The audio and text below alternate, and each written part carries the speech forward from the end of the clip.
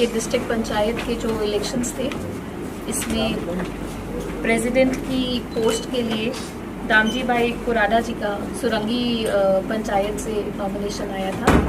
Scrutiny किया और सारे डॉक्यूमेंट्स ठीक थे, तो अनकंटेस्टेड इनका फाइनल सिलेक्शन हुआ। वैसे ही वंदना मैडम का नरोली पंचायत से नॉमिनेशन आया था एंड मैडम का भी डॉक्यूमेंट्स स्क्रूटनाइज करा एंड सब ठीक था, तो मैडम को वाइस प्रेसिडेंट के ऑफिस के लिए सब लोगों ने सब सहमति से इलेक्ट किया। तो हमारी नई टीम, मतलब हमारे नए प्रेसिडेंट साहब और नई वाइस प्रेसिडेंट मैडम है। सो आगे नेक्स्ट 2.5 साल नेक्स्ट टेन्योर अब प्रेसिडेंट साहब और वाइस प्रेसिडेंट साहब मैडम संभालेंगे एंड पूरी डीपी की टीम की तरफ से, डीपी के ऑफिस की तरफ से, मतलब मैं आप लोगों को कॉन्ग्रेचुलेट भी करती हूँ और बहुत बहुत विशेस भी हैं आप लोगों के लिए कि हमारे रूरल एरियाज़ के लिए आप लोग बहुत अच्छा काम करेंगे। आपकी लीडरशिप में बहुत सारे प्रोजेक्ट्स और भी आएंगे। So with all my heartiest wishes on behalf of the DP, I welcome you to the office of President and Vice President. हमारे पीछे जो मैप दिख रहा है ये दादरा नगर हवेली का मैप है। इसका टोटल जो एरिया है 492 स्क्वायर किलोमीटर का एरिया, लेकिन इसका भले ही एरिया छोटा हो, लेकिन इसका इतिहास, लोकतांत्रिक इतिहास बहुत पुराना है।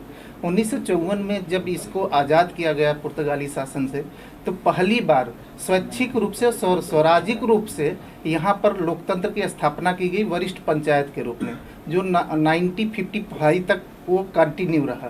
1950 के बाद जब सत्ता विकेंद्रीकरण के तहत नए जिला पंचायतों का गठन किया गया, फिर दादरा नगर हवेली में वरिष्ठ पंचायतों को निरस्त किया गया। दादरा नगर हवेली ही देश का एक ऐसा मात्र गणराज्य था जहां पर जिला पंचायत की सिस्टम देश के अन्य भागों के पहले भी थी। ऐसे में जब 1995 के बाद 5 साल के लिए जिला पंचायत अध्यक्ष, उपाध्यक्ष चुने जाते थे, तो उनकी एक बहुत बड़ा कार्यकाल होता था और उनके पास बहुत बड़ी एक दादरा नगर हवेली के विकास करने की एक लंबी प्रक्रिया होती थी।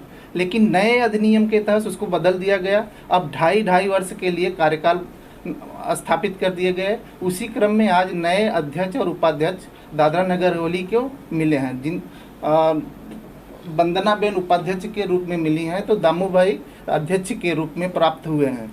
और अब नई जिम्मेदारी दी गई है दोनों, एक सुरंगी पटला से आते हैं तो एक नरोली पटला से आते हैं। सुरंगी एक बृहद ग्रामीण एरिया है जहां पर अत्यधिक आदिवासी इलाका है और वहां विकास की बहुत अधिक आवश्यकता है।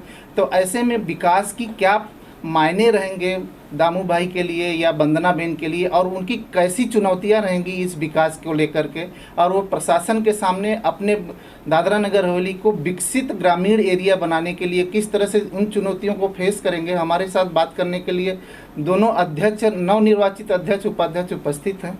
तो मैं दामू भाई से जानना चाहूँगा कि आपको जो नई जिम्मेदारी दी गई है वो किस चुनौती के रूप में आप ले रहे हैं? आज की परिस्थिति के हिसाब से मैं सोचता हूँ कि बहुत भारी चुनौती है। जहाँ तक आपने बताया, मैं सुरंग से आ रहा हूँ, ख़ास करके वो एरिया में, तो मैं तो वहाँ से आ रहा हूँ, काफ़ी एरिया को समझता भी हूँ। लेकिन जो चुनौती को गंभीरता से लेते हैं ना, तो आसान हो जाता है। तो मैंने हर चुनौती, छोटी हो बड़ी हो, उसको गंभीरता से लूँगा और जहाँ तक मेरे से हो सके उतना सबका साथ लेके जितना काम हो सके मैं पूरी तरह से मन लगा के काम करना चाहूँगा। प्रशासन के साथ किस तरह से आप संतुलन बनाएंगे, और जो राजनीतिक आकांक्षाएं होती हैं लोगों की, जो चूँकि प्रशासन के नियम कुछ और होते हैं, राजनीतिक आकांक्षाएं और होती हैं, तो आप उसमें किस तरह से संतुलन बैठाएंगे? देखिए, प्रशासक और राज का जो सवाल होते हैं वो बहुत अलग होते हैं, बराबर।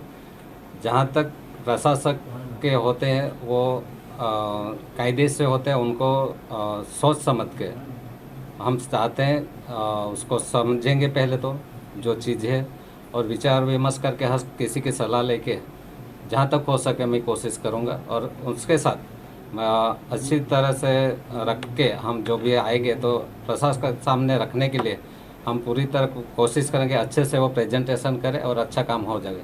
जिला पंचायत में जो सबसे बड़ी समस्याएं हैं, शिक्षा, रोजगार और पेयजल की समस्याएं हैं। रोजगार, नए रोजगार सृजन करने की चुनौती आपके ऊपर होगी। नई शिक्षा व्यवस्था लागू हुई है, उसमें नए शिक्षकों को नियुक्त करना है, पुराने शिक्षकों की अपनी अलग समस्याएं हैं, तो इन सब में कॉम्बिनेशन आप कैसे बैठाएंगे? सबसे पहले मैं जो प्राइवेट जॉब जो होता है वो सबसे ज़्यादा अभी हमारे सामने आते हैं। सबसे ज़्यादा जो कंपनियों में काम करते हैं, वहाँ कुछ काम करते हैं, वो ज़्यादा समस्या होती है। तो पहले मेरा सबसे बड़ा प्रावधान ये रहेगा, जो निचले वर्ग के जो भी है काम करना चाहते हैं उसके ऊपर मैं पहला फोकस का मतलब ध्यान दूंगा।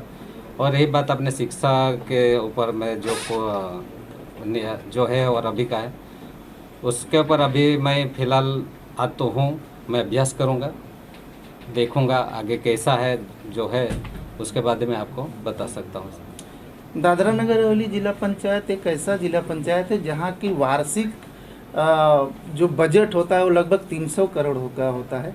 ऐसे में एक स्त्री जब उसके उपाध्यक्ष पद पर आती है तो एक ऐतिहासिक मोमेंट कहा जा सकता है कि उसको 300 करोड़ मॉनिटरिंग फंड को मॉनिटरिंग करने का मौका मिलता है। वंदना मैन, आपको ये जिम्मेदारी दी गई है, तो आप एक स्त्री के रूप में, एक महिला के रूप में इस पद पर आई हो, तो किस तरह से जिम्मेदारी महिलाओं को सशक्तिकरण के लिए आप करेंगे? जो मुझे जो उपाध्यक्ष में चुना है वो जो लेडीज़ होंगे, कोई भी होंगे, इसके जो कोई भी प्रॉब्लम होगा मैं समझूंगी इसको और वह अच्छी तरह से सॉल्व हो जाए, ऐसी मैं कोशिश करूंगी।